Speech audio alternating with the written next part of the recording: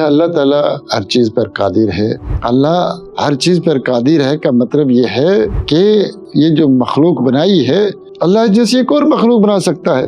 اب دیکھیں نا، جو اللہ تعالیٰ کی صفات ہیں، جو اللہ تعالیٰ کے نام ہیں، اللہ رحمان ہے، رحیم ہے، سمیع ہے، بصیر ہے، رزاق ہے، یہ سب اللہ تعالیٰ کی اسماء و صفات جو ہیں یہ اللہ کی سب سے بڑی تعریف ہے۔ اس کے بعد کوئی تعریف ہے ہی نہیں۔ اللہ کچھ بھی کر سکتا ہے، فعال لما یرید، جو چاہے کرتا ہے۔ اللہ تعالیٰ آسمان دنیا کی طرف اترتا ہے، جیسے اس کو زیب دیتا ہے، عرش پر مستوی ہے، جیسے اس کو زیب دیتا ہے، اور قیامت کے دن آئے گا۔ قرآن میں اللہ کہتا ہے وَجَاءَ رَبُّكَ وَالْمَلَكُ صَفًّا صَفًّا، قیامت کے دن اللہ آئے گا کیسے؟ جیسے اس کو زیب دیتا ہے، مخلوق کی طرح نہیں۔ اللہ کا چہرہ ہے، ہاتھ ہے، لیکن مخلوق کی طرح نہیں ہے۔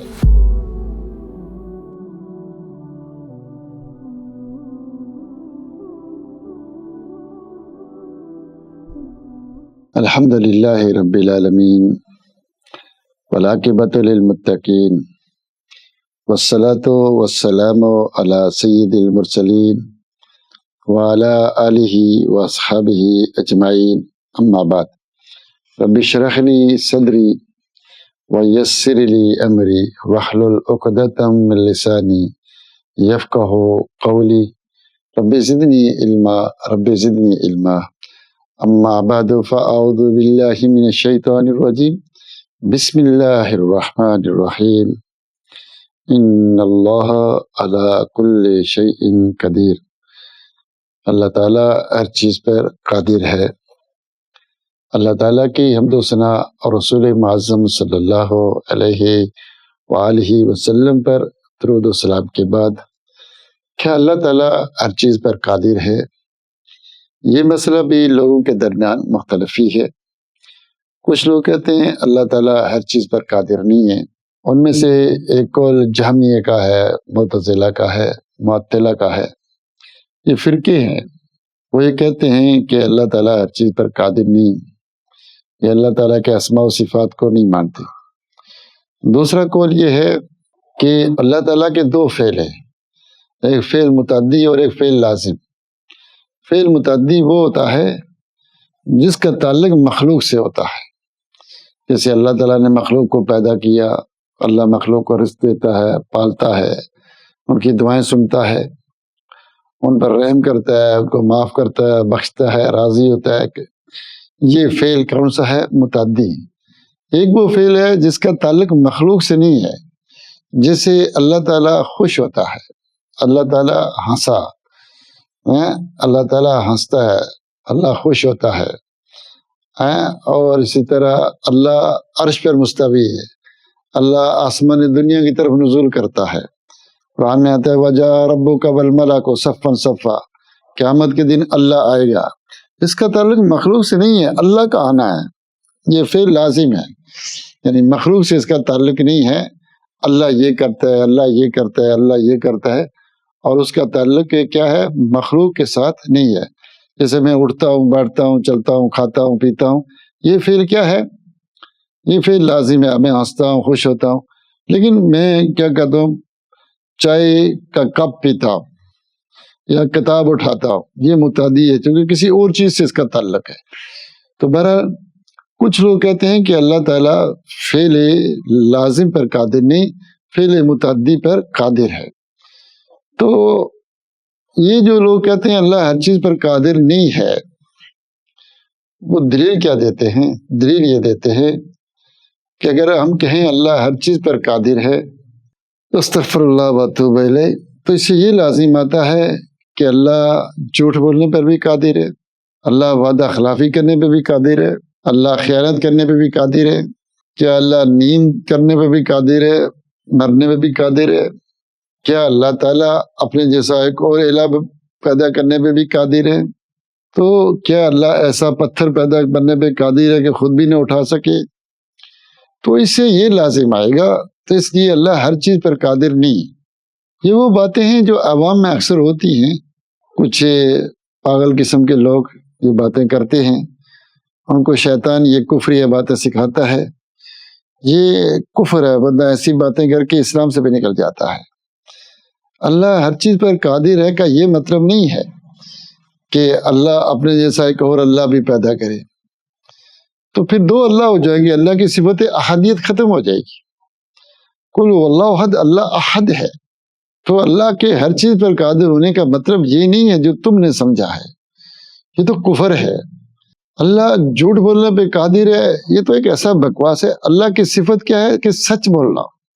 اللہ اپنے وعدے کی مخالفت نہیں کرتا کہ اچھے لوگوں کو جنت میں ڈالے گا، بروں کو جہنم میں ڈالے گا۔ اب کیا کرے کہ اللہ بروں کو جنت میں ڈال دے اور اچھوں کو جنت میں ڈال دے؟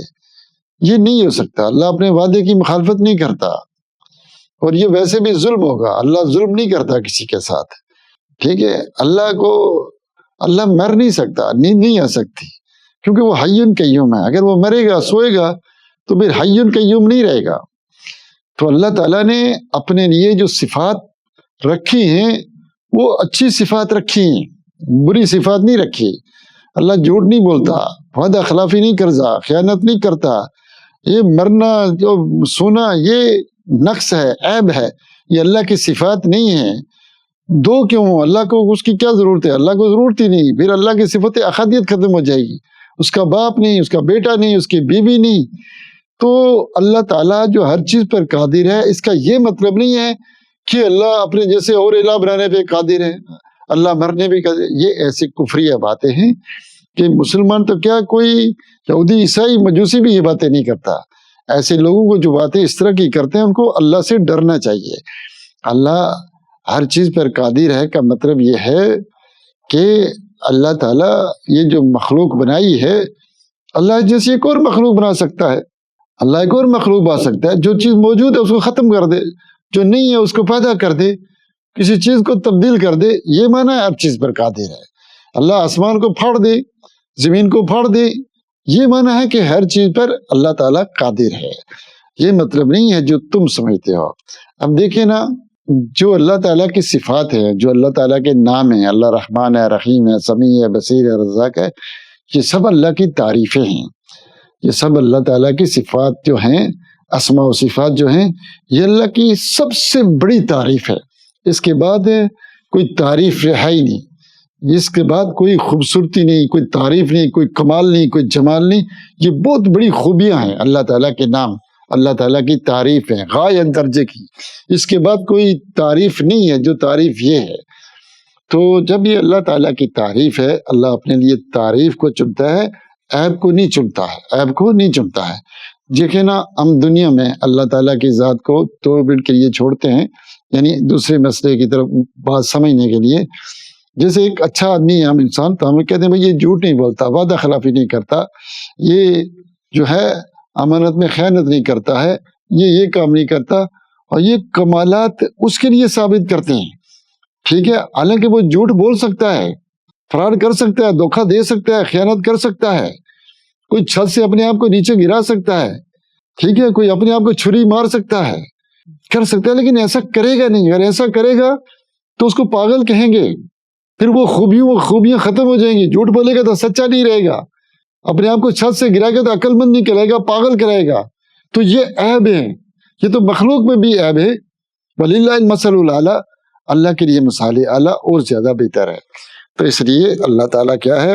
اللہ تعالیٰ کی صفات ہے، جیسے اس کو زیب دیتی ہیں، وہ اسماء و صفات ہیں، وہ ہر چیز کر سکتا ہے، لیکن وہ غلط کام نہیں کرتا، وہ کام نہیں کرتا جو اس کو زیب نہیں دیتے، جو اس کی توہین ہے، جو نقص ہیں، جو عیب ہیں، جو خامیاں ہیں، جو برائیاں ہیں، اللہ وہ نہیں کرتا۔ برائی اللہ کی طرف نسبت نہیں کی جائے گی، برائی کی نسبت اللہ کی طرف نہیں کی جائے گی، ٹھیک ہے۔